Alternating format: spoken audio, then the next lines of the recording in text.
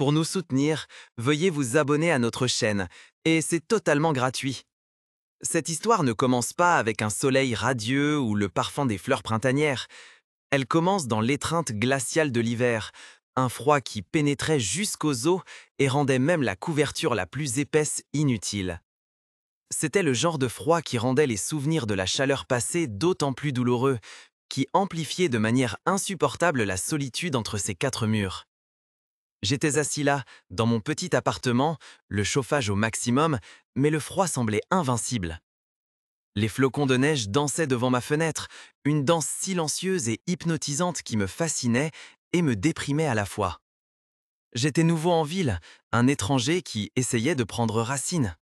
Mon travail était épuisant, mes collègues distants, et ma vie sociale n'existait pratiquement pas. La solitude était devenue mon compagnon constant, un nuage sombre qui me suivait partout.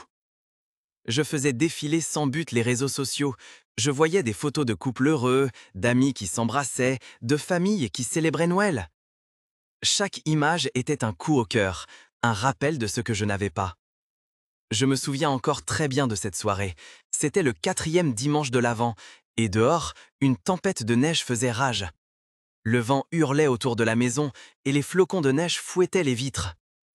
Je venais de me préparer une tasse de thé, et j'essayais de me plonger dans un livre, mais mes pensées vagabondaient. Je pensais à ma famille, qui vivait loin, à mes amis, qui avaient tous leur propre vie. Je me sentais si isolé, si perdu.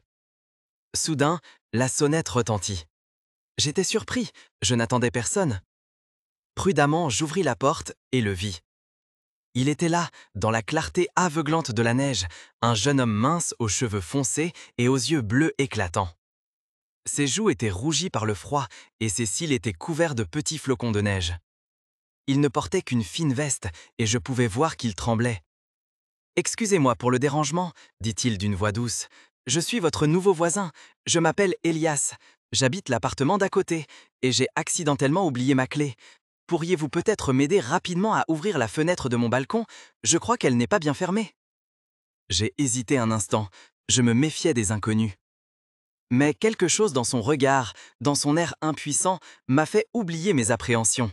« Bien sûr, dis-je. Entrez, je vais vous aider. » Elias entra, et immédiatement sa présence emplit la pièce. Il était différent de toutes les personnes que j'avais rencontrées jusqu'à présent. Il avait une manière douce et calme qui m'apaisa immédiatement. Nous allâmes ensemble sur son balcon, et je l'aidai à ouvrir la fenêtre. Elle n'était effectivement pas bien fermée, et la neige s'était déjà accumulée sur le sol. Nous fermâmes la fenêtre fermement et retournâmes dans son appartement. Il était petit, mais aménagé de manière confortable. Il y avait des livres partout et un échiquier était posé sur la table basse. Une musique douce jouait en fond sonore. « Merci beaucoup pour votre aide, dit Elias. J'apprécie vraiment, je vous suis redevable.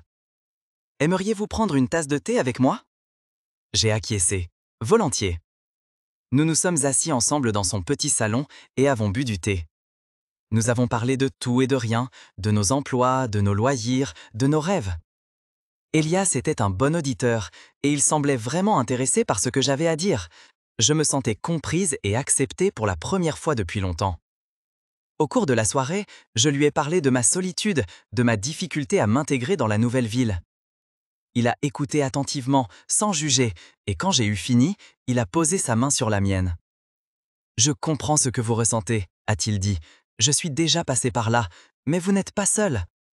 Je suis là pour toi. » Ces mots m'ont profondément touché. J'ai plongé mon regard dans le sien et j'ai compris qu'il était sincère. À cet instant, j'ai su que ma vie avait changé à jamais. Elias et moi avons passé les semaines suivantes ensemble. Nous avons cuisiné ensemble, regardé des films, nous sommes promenés dans le parc enneigé. Nous avons appris à nous connaître de mieux en mieux et je suis tombée amoureuse de lui. Sa chaleur, son intelligence, sa douceur, tout en lui m'attirait irrésistiblement. J'avais peur de lui avouer mes sentiments, j'avais peur du rejet, peur de détruire notre amitié, mais je ne pouvais plus cacher mes sentiments. Un soir, alors que nous étions assis ensemble sur son canapé, j'ai pris tout mon courage à deux mains et je lui ai dit ce que je ressentais. Il m'a regardé avec surprise, mais ensuite il a souri. « Je ressens la même chose pour toi, a-t-il dit. Nous nous sommes embrassés et à ce moment-là, je me suis senti vraiment heureux, pour la première fois depuis longtemps. Le froid de l'hiver avait disparu, remplacé par la chaleur de son amour. Notre relation n'a pas toujours été facile. Nous avons eu nos hauts et nos bas, nos disputes et nos réconciliations. Mais nous nous aimions et nous étions prêts à nous battre pour notre amour. Dans la société actuelle, où la diversité et l'inclusion sont de plus en plus importantes, il est essentiel de raconter des histoires comme la nôtre, des histoires qui montrent que l'amour ne connaît pas de frontières, qu'il peut exister sous toutes ses formes. L'homosexualité est une partie intégrante de l'histoire et de la culture humaine. Des découvertes archéologiques et des documents historiques prouvent que des relations homosexuelles ont existé dans différentes cultures et époques. Dans la Grèce antique, par exemple, les relations homosexuelles entre hommes, en particulier entre des mentors plus âgés et des élèves plus jeunes, faisaient partie intégrante de la société. Ces relations étaient souvent considérées comme une source d'inspiration et de savoir. Même dans l'Empire romain, il existait des relations homosexuelles, bien qu'elles ne soient pas toujours explicitement affichées. Au cours de l'histoire, les actes homosexuels ont souvent été persécutés et punis. Le christianisme et d'autres religions ont condamné l'homosexualité comme un péché, et dans de nombreux pays, les personnes homosexuelles ont été victimes de discrimination et de persécution. Ce n'est qu'au XXe siècle que les attitudes envers l'homosexualité ont commencé à changer et que des lois ont été adoptées dans de nombreux pays pour protéger les personnes homosexuelles. L'acceptation de l'homosexualité a augmenté dans de nombreuses régions du monde aujourd'hui, mais il existe encore de nombreux endroits où les personnes homosexuelles sont victimes de discrimination et de persécution. Il est important de continuer à lutter pour les droits des personnes homosexuelles et de veiller à ce qu'elles soient traitées de manière égale. Elias et moi avons appris que l'amour est plus fort que tous les préjugés, plus fort que toutes les peurs. Notre amour nous a aidés à surmonter la froideur de l'hiver et à construire ensemble une vie chaleureuse et épanouissante. Et c'est l'histoire que je voulais raconter. Une histoire d'amour qui a commencé dans la froideur de l'hiver et qui nous réchauffera pour toujours.